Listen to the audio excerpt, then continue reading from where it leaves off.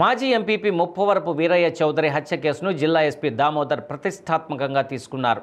ఈ కేసుకు సంబంధించి ఏ ఒక్క చిన్న ఆధారం దొరికినా లోతుగా దర్యాప్తు చేస్తున్నారు.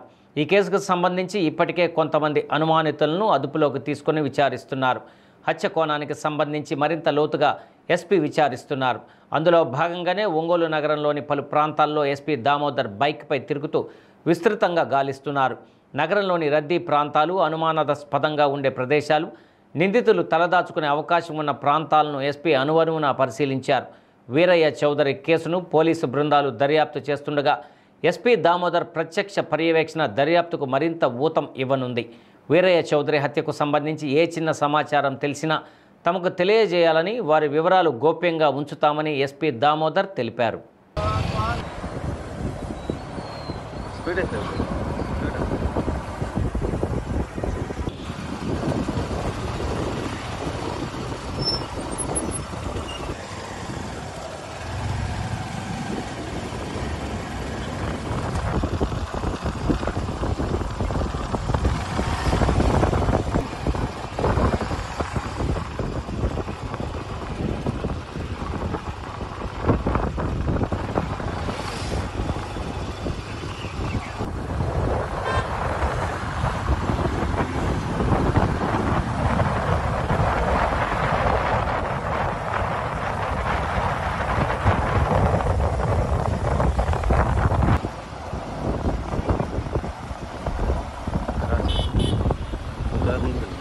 ముందుకెళ్ళు.